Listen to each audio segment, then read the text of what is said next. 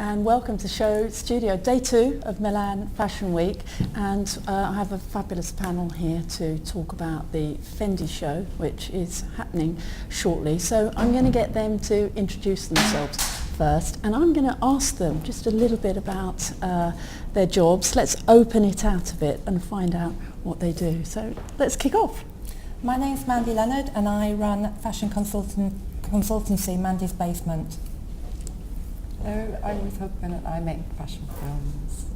I'm Lainey, Sheridan-Young, and I'm head of sales and do PR business development at Finch & Partners. Fantastic. So a varied panel, which I love, and I'm just going to get you to explain a little bit about what your jobs involve, because we know we have a huge varied audience, and this is a great kind of insight, really. Well, as you know, I'm quite well known for working with young designers, and now I do a lot more consultancy, so it's a kind of different type of skill set, but I still very much keep in touch with young designers and do a lot of mentoring and talks and stuff like that. So you've really seen it from the beginning of people like Gareth Pugh trying to build a business in a difficult, cutthroat environment. Yeah, but I think that there's a lot more support for designers now, and they seem to take their businesses a lot more seriously. They're a lot more responsible. When I was first working with young designers, they were what you describe as living in cuckoo land, and it was all about the creative, and I don't think they were so realistic about things, but I think now they're a lot more serious and they know what they want. Well, they've got this kind of brand to be up against in a way. You know, the huge powerhouses everyone's operating in the same space to a certain extent, aren't they? But I think Fendi is more a traditional house, and even though they look at that as a benchmark, I think that there's no rules anymore and they can almost do it on their own terms. It's a very they can really do their own, they can achieve their own vision now. They don't need to conform to what brands traditionally aspired to. Good point. I'm going to come back to that in a bit. And Ruth, so you're working with designers making films. Tell us a bit about what that involves. Lots of understanding the designers' worlds and their vision, and it's kind of, that's what's so exciting. It's really about their vision and trying to interpret that into something that's moving, which of course clothes moving is sort of a dream, really. So yeah, that's... Well, in some ways, clothes moving in a film is a completely different space than clothes moving on a catwalk, which is really quite a rigid, controlled space, isn't it? I think it's kind of like when you've got a live event, there's like a sense of something can go wrong, and I think that when you're making a film, I mean, when you're doing a catwalk show, your communication, it's not like people holding up cards anymore. The communication is so strong. There's music, there's atmosphere, there's mist, there's lighting, there's, perfume being sprayed everywhere. It's a real sense of being somewhere in someone's space. But I think when you add an edit to that, so take all of those elements and you add an edit to that, the communication just gets even stronger. So the actual designers get to say exactly what they want. Sometimes it's nice to leave a film open-ended and not make a decision. Obviously that's what makes a film interesting, so people can put their own opinion on it. But for a designer, it's like, this is where I'm coming from and this is what I want to say. So I think it's just a form of communication that's really powerful. And something that's becoming increasingly more powerful, actually. It's got there's a lot of opportunity. It's unexploited, isn't it, at the moment? So Lainey, fill us in. I do sales and press on brands, often quite new brands like Mandi, and kind of take them sometimes from abroad and hopefully explode them here, which then leads it to international, because obviously we know London is very powerful internationally, particularly Asia is now very much looking at London for press, for the celebrities we have here. The celebrities are kind of legitimate. We kind of know, we don't feel like they're dressed by stylists. Kate Moss goes out, we think that she's wearing, what she's chosen to wear. They all look to our shops. The Asian buyers want to see what brands are buying still. So that's a sort of way, I think, introducing them into the market in the UK then takes them globally. So that's what I do. I do it now under Finch & Partners, so we're introducing a sales division there. And I look at it as a whole. I don't see a brand just as, we just do the press or we just do the sales. I kind of love the whole picture of it. So very much about promoting the culture of UK style. Promoting well, not necessarily UK style, Right, because they're not okay. necessarily British designers. Very often they're international designers who need to have a presence here. Okay. So when I started the business, I was taking quite a lot of Australian designers, because obviously if you do well with one, then others want to have you, or US designers. And you need to be here, because obviously, you know, you might be able to get yourself into a store in the UK through doing a trade fair or, you know, selling through your showroom in the States. But if it's not supported, you'll be out in the season. And particularly now, I mean, they want sell-throughs 65, 70% on a new brand, and that's hard. It's really hard. You know, they used to be a little more lenient. They'd watch it for a few seasons, but if there's no press support, nobody supporting where it sits in the store, nobody giving staff training, there, you know. Understood. And Mandi, is that one of the things that you try and instill in perhaps the young brands that you're working with? It's interesting you mentioned that, because I was talking to Ella Draw at the SHOWstudio celebrating the new location last night, and I was asking her about the whole sales thing, because she does that, and I was saying, how on earth can you do this? You know, how can you do PR and sales? And she was saying that she doesn't really do sales, but it's her responsibility as someone who's looking after young designers to make sure that they're being responsible with their sales and they're doing the best they can be. And I think that's the frustrating thing when you work with young talent, because you know, you can help them so much in one area, but in a way you want to look after them as much as you can, and it's very difficult, because the emotional relationship with the talent, you know, at what point is that unprofessional? At what point should they be listening to their parents? And it's something that still fascinates me, and I just don't think there's a recipe for that. It's just something you can't become a little more confident with, but it's still that crossover where how close do you get with young talent when they need that emotional support. And also, what I love now about meeting young designers, I get really excited about the ones that don't need my help. I'm almost really impressed that they're strong enough to have their own, you know, self-confidence at the beginning. I'm not saying brutally so, but that makes me think, oh yeah, they're gonna be tough. They're gonna make it. Well, they've got to negotiate with factories. They've got to do things which are really tough. Mm. You Yeah. know, factories might be all very sweet to them when they They've can't. got to survive. But if they've not got massive orders after a season, they're out again. You know, just like the stores. So they need to be tough and fight their. I mean, it's a very tough world, isn't it? Here's a brand seemingly established for you know, nearly 100 years now. What challenges are facing them? Well, they've obviously fur challenges. So there's trends involved in whether people are using fur and leather, I would imagine. I think They've had now- a sort of, Carl's had a kind of on-off relationship with it, hasn't he? He's used faux fur, Yeah, and this is also faux he's fur. been targeted by Of course. Peter. I mean, this is for- the first place you're going to go, isn't it? I mean, Yeah. Fendi's definitely, I mean, you don't want to say copy, but it's definitely an inspiration for people's fur. If I was going to do a fur collection, you're looking at Fendi. You know, you're looking at, you see them out in the street, the Fendi versions. You see the high street ripping off versions of the Fendi coat that whoever's wearing, you know. Yeah.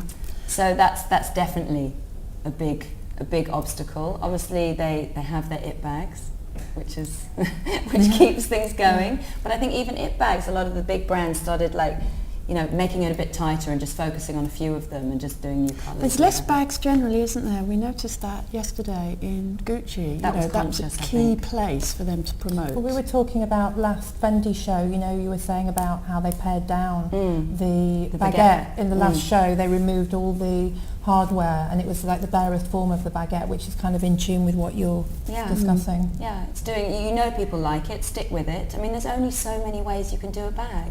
And so I guess they thought it suddenly got really vulgar. You know, you'd see these new it bags coming out all the time, and I think they've done it quite well, Fendi, and reintroducing the baguette. And somebody said that it was the anniversary of it. I don't know whether it was the anniversary, but there was suddenly a reintroduction of it. Dover Street had windows and Colette had windows. I'm not sure what they were commemorating there, because obviously the brand is nearly 90. Was it the 15-year anniversary of the baguette? Oh I yes, think? of course, because it was only 94, wasn't it, that it Yeah. came out. And then it went so over the top suddenly that it became really... I don't think they had wags in 94, but it became a bit... But you know, the challenges that a huge brand like this has in terms of staying you know, on top of the market space and promoting themselves in a fresh new way. Do you see that as being something that they need to look at? I think they're already doing it. I was looking at the Vogue app, the British Vogue app the other day, and I think they were the only advertising brand that you could actually press play and watch their film.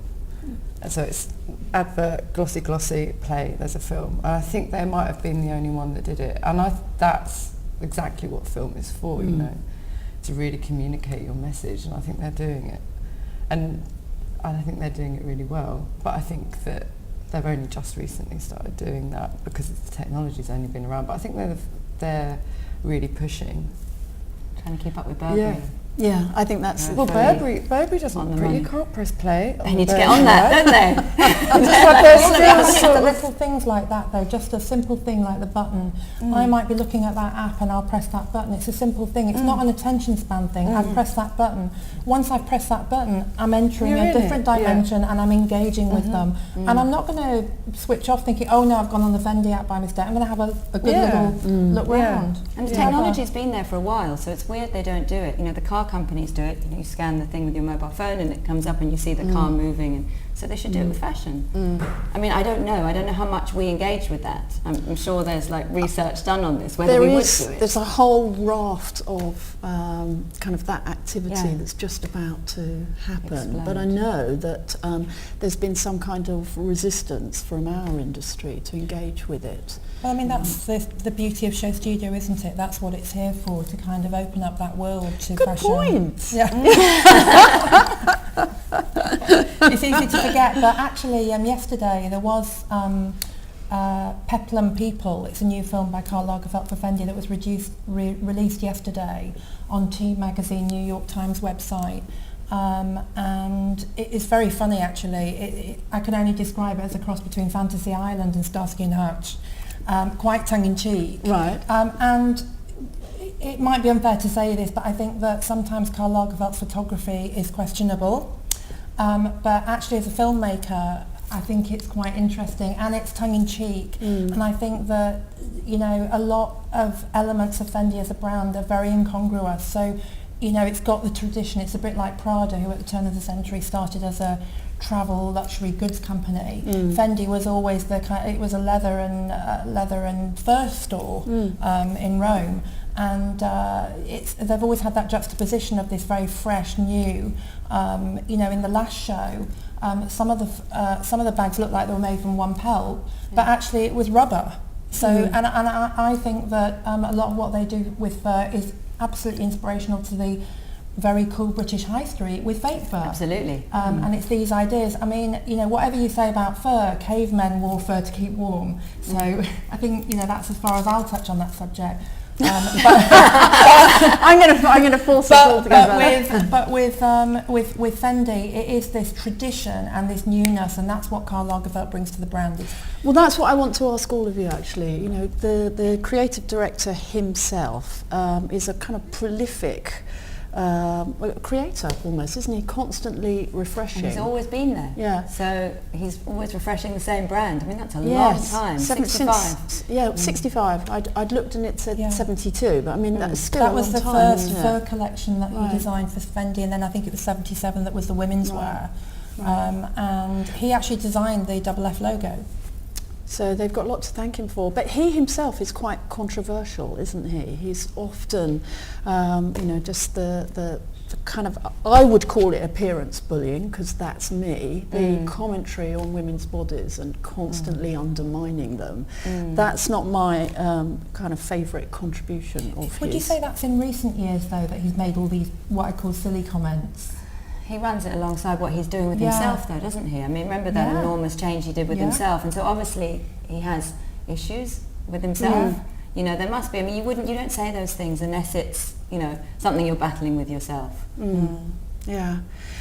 But quite often for me, there's a space in which he is. There is no empathy with the consumer. You know, Adele, for instance, could be, you know. Somebody that he wants to attract into the store for a variety of reasons. Adele, and she's looking fantastic, isn't she? You know, but that she represents, quite rightly, as she said, the average woman. And yet he will say, "Well, I'm not designing for you," you know.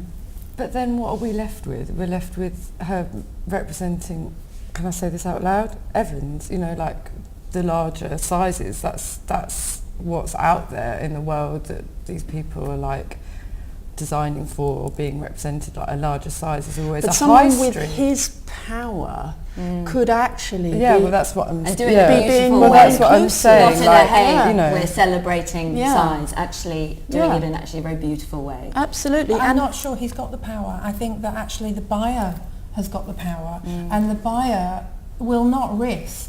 You know, is the buyer really? You would know this. Is the buyer going to buy large sizes if that's they the were reality. available? Because if they've got a budget and they've got to represent the brand in their store, they're going to stick to the minimal. I mean, you Well, know, Middle Easterns buy larger these sizes. fabulous stores that we all love to go to or we dream of going to. How many of these pieces do they actually buy? They No, don't, they're buying they up don't to really size go 12. for it like Yeah. you think they should. They're Yeah. buying up to a size 12 in the British stores, probably in those brands. Reality, maybe the odd 14. Yeah.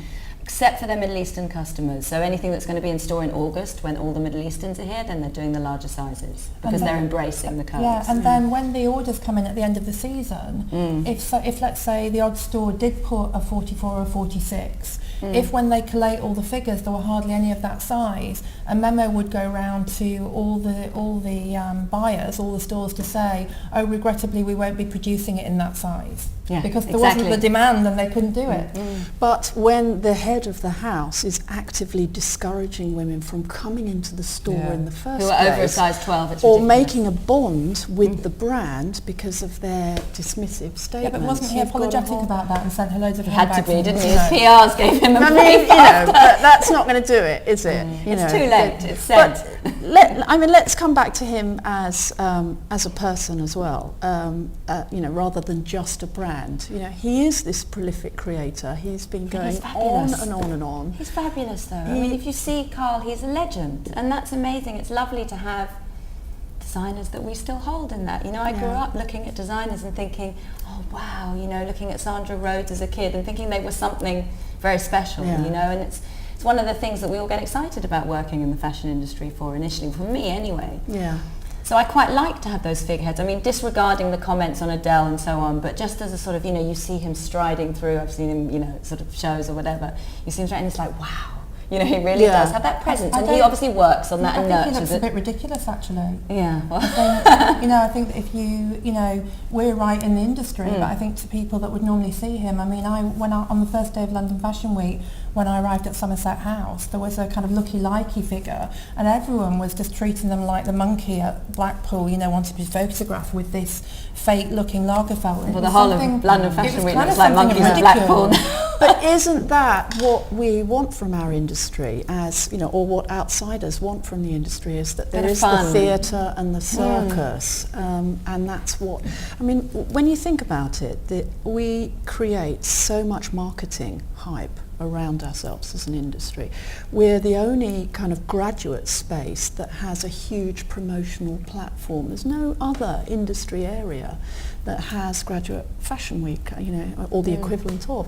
So I think on some levels all of that sort of showcasing and that sort of mad celebrity behaviour that you can witness the minute you step into any of these places is part of what drives the machine. Love it or loathe it. I think it's something that the media Yeah. creates as well. It's gone mad now. But we were talking earlier about how, again, this whole incongruity of Fendi is that he is so excited about breaking news, breaking things now. So when, you know, it's that whole thing, we discussed this in another panel about how by the time you've had your show, you've seen that collection for so long, it's like you're ready to just reinvent the wheel again. But with him, it's almost like he's so lapping it up. I mean, I get really excited, and I'm sure that, you know, that is completely your field, about this whole immediacy of the internet. But with him, can you imagine, he's done his collection and he's still like hungry for, he's feeding off everything. It's like Yes. it's like almost like the, you know, an 80s mashup, you know, that whole like 90s MTV type where you're having all these imagery bombarding you.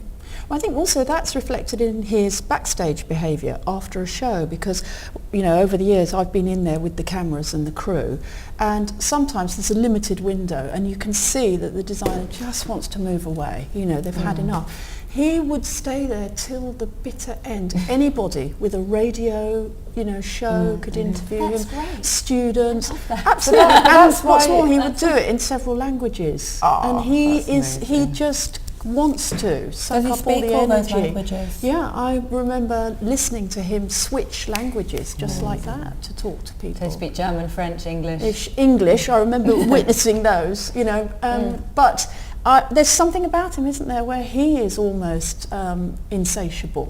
But that's what it means to be in fashion. It's changing and it's technology, and that's but even though he's embracing the technology in ways to communicate to his audience, he's using technology in the way he actually designs clothes, and that he's always changing with that. And I think the core of, whether how he dresses or how he behaves or what he says about people, actually the core of it is just he's talented, and I think that talent just takes you so much further than anything else. And I think that's where, as an industry, we are so forgiving for we've got so many talented people, but talent also comes a bit of an odd person. And I think that we all understand that within our industry, that if someone's that talented, actually they're probably going to be maybe... Comes with some quirks. They're going to be, and most people, the talented artists, painters, whatever, are a bit... So I think that's something that we enjoy about that side of the talent. That's why I'm just going to get a signal from the team to find out when the show is coming through, and then I'm going to ask you how you engage with fashion. What do you want from it, Mandi? I think what's really funny for me about fashion is that I can be in it. I can be working with an amazing talent, and I can be completely in it, and areas of fashion that no one will get access to. And then I can be in Brent Cross Shopping Centre and I want the lipstick that everybody wants. It's almost like, I know how the system works, I know about packaging, I know about making something sound better than it is.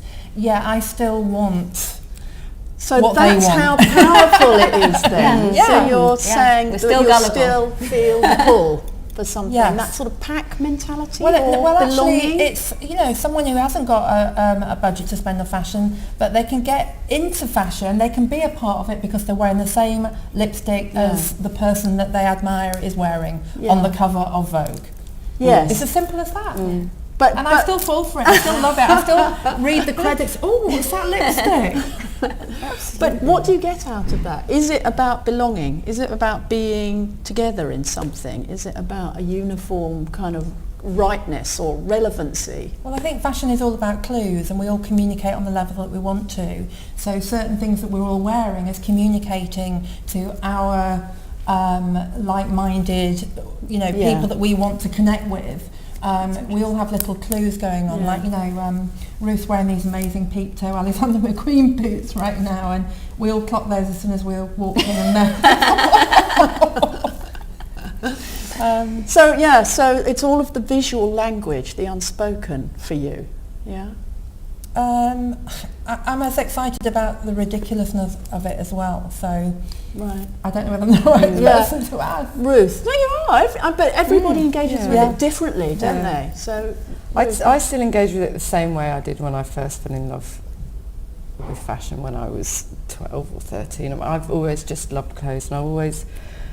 for me, I don't feel like I'm being conned or I'm feeling like I'm gullible and I'm believing it. It's just if I'm reading if I'm looking at an editorial in French Vogue or American Vogue, just falling in love with an idea of a fantasy, and I can just get hooked on it, and I can be obsessed with that fantasy about something for maybe 3 months, and then I'm probably done with it. But it's that fantasy that will never go, and I think that's why I do what I do, because I want to create that fantasy, but I still love being consumed by it. And it does feel like and I say it to all my family that do really, really good jobs, like teach people how to read and write in prison. They think I'm crazy, but it's that fantasy that I love, to escape from all the realness, that will never leave me. And that's exactly why I do what I do. Transportation. Yeah. Okay. And Lainey, what about you? I've got two things. One is the fantasy.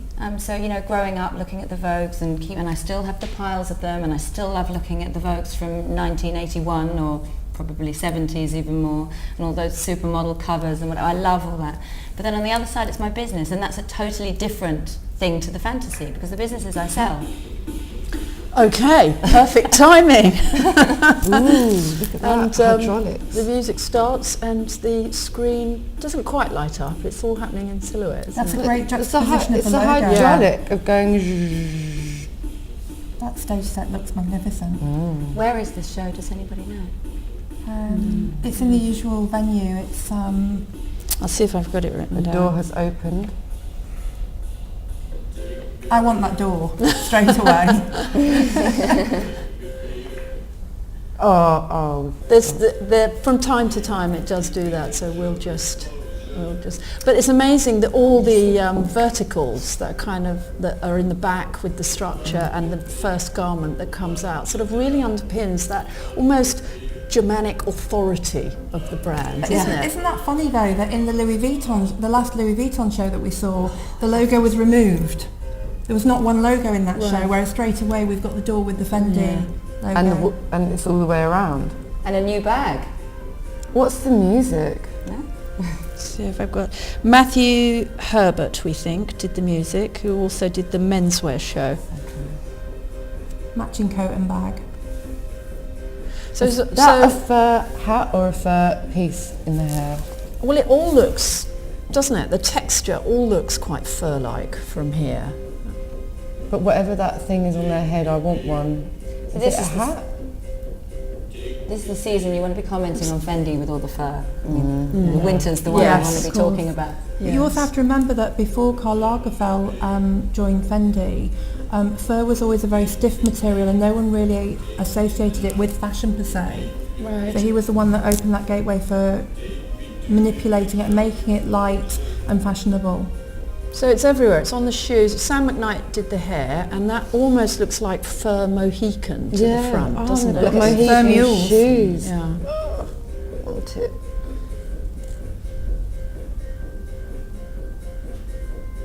I mean, in many ways, he is the fur industry's dream, because he is such a, he's a promoter of its qualities, isn't it? And I its think its there's fashionable glasses.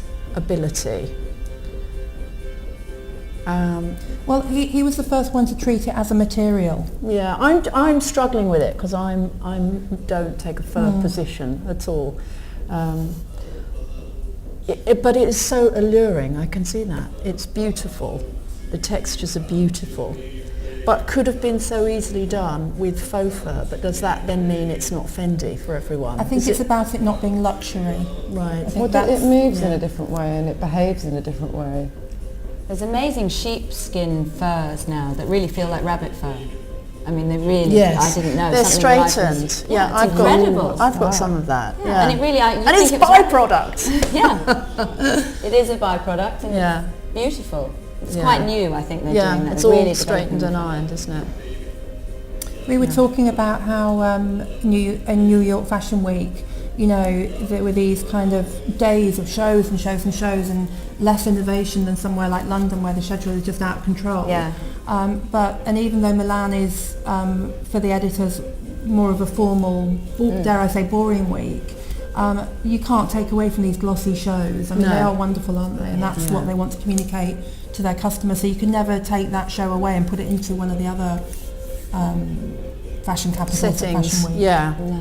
Yeah. Well, there's an understanding of making money from this. Yeah. So they need to portray it like that. That it's Yeah. sort of, And Milan is the one where all the editors go and they want to be seen as a pack because that's where they do all the deals for the advertising. It's a very serious fashion week. It really is business. I really like Just listening to all of the this. soundtrack as well, kind of completely, contrasting the luxury Yeah. of what we're seeing, and then the much more sort of underground sound. That's What was it nice. you like, Ruth? All of it, actually. I'm a big fur fan, so I can't wait. So a bit of colour and some It's- just it's big, gorgeous, but it's bold clean shapes. as there's a well, little face Yeah. coming off the edge of the bag. Yeah, they're sort of Sort of gonky, aren't they?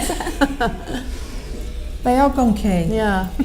And that's the funny thing, isn't it? Because, you know, talking about me being the person going to get the lipstick, that person who can't buy the fur will buy that little gonk on the key ring. Yeah. Yes. Yeah. We'll be looking for that next season when you got that. They are fur But you can't, sunglasses. unfortunately, because it's fur. No, I can't.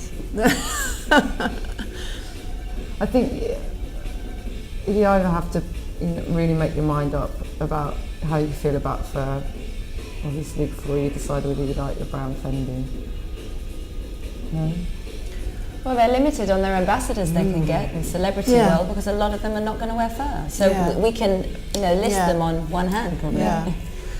Or they might do it if the cash is right. The cash is right, they're changing You their know, mind, even there's- if they did Peter advertising years before. Yeah. I mean, there is a huge budget, isn't there, invested by furriers to make Absolutely. inroads into With young designers as well. Absolutely. They're taking a lot do out those to trips. see. Yeah, they they take do the you trips, to see Saga the Furs do the factory. trips. Yeah. I worked with Michelle Lowe-Holder for a while, who was part of the kind of Emma Cook, Roxanne Drillich, Jonathan Saunders year. And she's Canadian, and again, Bronwyn Cosgrave, when you talk to them about fur, it's amazing culturally Yeah. how they regard fur Yeah. compared to, Yeah. you know, because obviously there it's kind of byproduct and it's a normal, Yeah. you know, part of the evolution progress of humans and Absolutely. living and survival. On Russian Vogue, we had to shoot fur every month, which was well in the early days. I don't know if they still do that, but they used to have to do a fur story every month. That was just a given Because of the advertisers, advertising. obviously. Yeah. And they wear, they embrace wearing fur. Yeah. It's very much, culturally. Yeah. If it's byproduct, that has obviously different connotations, but for a lot of animal, Yeah. it's that we It's not don't, about we don't eat, it's yeah. not part of the feeding, the nation process. And I think that's where it's a more difficult space. But then you come back to a brand who couldn't give us stuff because they're in a different place. But it's then, about then you luxury. get into the whole debate about vegetarian and, the food chain. But it's still byproduct. It's still the No, but animals being bred for living and being nurtured to be killed for food. But then I invoke the same space of, ultimately there's a service provided. But I guess they do too. There's a service provided. These are expensive Sorry, clothes I've for just women seen a with a fur budget. skirt. Can I have that, please? I think So we tell have us that why you thing. love it. Looks like Maybe it's for no. what's that, It was feather beautiful. effect. That will be It's lovely. copied on the high street. See, that yeah, jacket. take it- Look at this one. It's so nice. Let's not talk about fur because we could debate this for. Tell us why you love I think that we're being skirt. terribly Well, predictable talking I about I think the actual Cara Delevingne. collection is really good. The lines are good. The sexy amount of leg we're seeing is good. I think the baguette that we just saw in fur was stunning. You missed the cuffs. They've got some nice cuffs going on as well. Look at them. Ooh, they're nice. It's interesting for me. It's got some little Chanel touches. Yeah. The kind of 20s, 30s, the sort That of dress, the black and horizontals, white. the piping. In fur. It's quite an interesting. And the trousers earlier on in white were really Yeah. good And it's strong young. and masculine. For a traditional Yeah. house, it's very Yeah. young and fresh. Yeah. Those sleeveless long column gowns, they are Oscars, aren't they? They're really Oh, fresh. it's cartoon. The handbags are definitely Well, cartoon. you're getting It's young really Chinese. young. You're not getting so many young English girls spending this kind of money, or young, even Italian girls. young. The young Chinese are spending on these brands, and so they're going to buy into this fun stuff. They don't want things that look like their grandmother. And is this a space that you're engaging with more and more, the Chinese consumer? It's a space that everybody wants to be engaging with. I wish I was. I'd love to have an agency, but it's a tough one to enter. Obviously every brand comes in nowadays and says, how do I get into China? And you see it from these brands. They all want to get into. They're in China. And it's young spending the money. Yeah, but you go to these territories and you go in the department stores there, and it's all the big brands, and they all have, and there's a real two-dimensional element to it because it's all the name brands. And the it pieces Whereas from those actually, brands. it's just starting to turn, which makes me really excited for London because.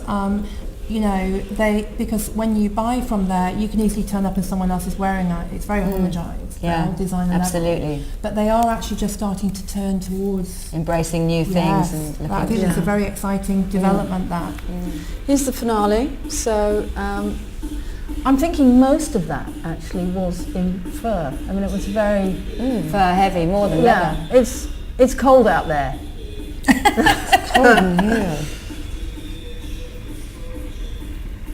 I love all the accessories. I love the glossy runway. So do I. It's interesting, the contrast, isn't it? Yeah. The sheen, the watery It's quite sheen. hard to see it from here though, with it all sort of dark and glistening. But you get this sense, again, of huge stadium-like show, which is what Burberry were doing with the filming of it. Yeah, Sort they've of got a makes it crane. bigger. They've got a crane. Yeah. That's like amazing. The Love game that. is Taking ramped the up, tactics isn't it? Instead of locked off positions Yeah, in the they've got pits. a crane. It's Yeah. like, go on Fendi with the crane. Yeah.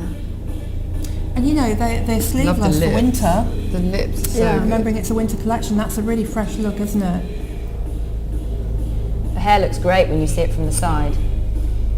I think that's... It's not a hat, they're not hats, are they? They're actually, quite they're think it's a pieces. hairpiece. I think Yeah. they're like Little sort of actual just pom-poms, pieces. aren't they? Yeah. Yeah. Love that. Wish I was brave enough to put a fur piece on my head. I think that's another point about digital, you know, being able to see the movement of the clothing online, because when you look on the news wires and you review a show that you haven't watched, you're seeing this kind of two-dimensional image bang on the front, and Yeah. you lose so much of Yeah. a show just by Perfect. looking at these front images. Crane shot again. It's so epic with the crane shot. Yeah. Yeah. Vertical lines are good on this side. But they are in themselves becoming sort of filmic. You know, it's a record of a show, but it's much, the It's so artistic direction is sleek. much more. Yes. Yeah. Yeah. It's great. And does Carl come out and take a They bow? both they both do, come out, they don't both they? do. I really like that. Yeah, beautiful. Yeah. Really beautiful. So the unanimous thumbs up on that one.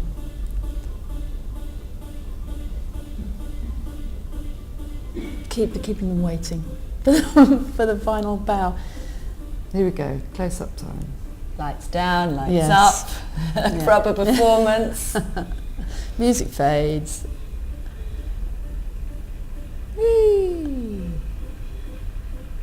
Should we give them a little... Yeah, I think so. I think so.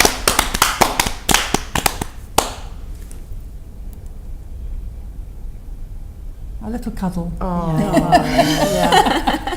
It's an interesting space, that moment where, you know, for me, if a designer doesn't come out, I kind of feel like I've missed You want it. something. It's not finished, is it? No. And there's almost like an empathy moment where Yes. quite often you see them, not in this instance, but often in London, where they're like, phew, okay, I haven't slept all night. I and I'm know. going I always back feel to-" for them. You Yeah. know, they come out sometimes still with pins stuck up the skirt. Yes. Or something. Yeah, and Yeah. I remember at the Louise Gray show, was it this week or last week? I don't know what week I'm in now. But her PR kind of just rushed backstage just to check whether she was coming out, because you know, the whole crescendo of the show when you're cheering at the end, if you're waiting for the designers to come out and then they don't appear, it's kind of weird. Yeah. Yeah, it is. And you need to know. Yeah. Yeah. She Is did that- come out. Often they Is that hate something it. that you used to do? Go on, get out Well, there. actually, we used to. Lulu does the same actually at Fashion East. They really encourage them to come out because the audience do want that. Yes. Yeah. And ultimately, and they want them to be visible, and they want them to be seen to be proud of what they've just done. But you know, when you're a new designer, it's the Scary. scariest thing. So you have the peeper, and the peeper is difficult to catch because you know you might miss that if you blink. Yeah. Someone will just So peek just through. head out and Yeah. back. Yeah. But again, at Fashion East this year, you know, 3 new designers showing at Fashion Week. It was very sweet, and I think that, you know, as a member of the audience, it helps you engage, the fact that you've seen the person come out, and how they are, you know, even if they're nervous or whatever, you're That's with sweet. them. You You're like that as an rooting for them. audience, but for them it must be hell. Yeah, I noticed Tony Berardi, doing a kind of almost a lap round behind all of his models. I thought that must have taken, because he's quite a shy But some of them run personality. it. Some of them run it, Yeah. like they sprint it, so it's over as fast as possible. Yeah. It's quite funny. Yeah, but that's something you have to get good at, isn't it? It's not just the It is a showmanship. design. It's like we talked about before. There is a show element to it, especially if you're going to do shows. Yeah. If you want to not do shows, then do T-shirts or something. Then you can I just. thought it was really nice, not this season, but last season, Victoria Beckham, when she came out, because she knew that that audience had loved what they've seen, and it was just lovely seeing her enjoying that. You know, she almost wanted to be cool, but she broke into her true emotion, and I loved that because she deserved, you know, she deserved to be proud of it, and Absolutely. it was that seminal moment, I think. Yeah. So you unanimously love that. Does that then mean, because you know, understanding the you know where it's placed and the price of it, that it is something that you will go, okay, I'm going to try and get hold of some of that, because there's some almost sometimes a disconnect, isn't there, between us loving something but us actually being able to wear. For me, I'll try and film it. Right, so that's your connection with it. Yes. Okay. It's so interesting you say that, because it's now most of the bloggers can't afford the clothes. And so it's a very interesting thing that people were sort of fighting at one point to have young bloggers writing about their shows. But then who are they actually targeting? Because they're also people reading that, the young people who can't afford it often. Yeah. But it's not about being able to afford it No. or not being able to, it's just being in love with something, whether you possess it or not. It's just the love. And it stayed with you, so you're going to buy into that in some way, even if you're not necessarily buying that coat. It's ironic that how that's going to transpire into fashion is that the high street are going to, you know, have these luxurious fake furs. I don't know what I've done here. They're going to have these luxurious fake furs, and also, I mean, I'm left gasping for a fur baguette. I mean, I won't get one. It made in fur. I can't imagine how much that costs. I With did the have a little baguette face. once. It was actually a denim one. And it was quite inexpensive for baguette, and I remember me and the buyer at Brown's had them, and we were laughing because we could afford ours actually. Really, you couldn't afford a baguette, but I would really, really want one. But I'm sure that whole trend of holding and touching a fur, it's not like having a bag on a strap. You're actually holding the luxury and touching it, and that is... Interesting to know how they do the lining on the fur baguette. I guess it's leather underneath, and then so it's a normal baguette inside. Well, I know with their coats that they're hand woven and they don't line the inside. That's what I was thinking of, because in the show you were saying. So you can see the actual hand weaving inside, because that's the craft and that's the talent, is the way that they're actually built. So that's why they don't cover it up, which I think is just heaven.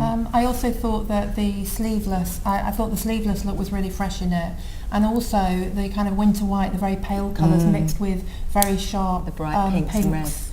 That was definitely giving a lot of ideas for colour palettes there.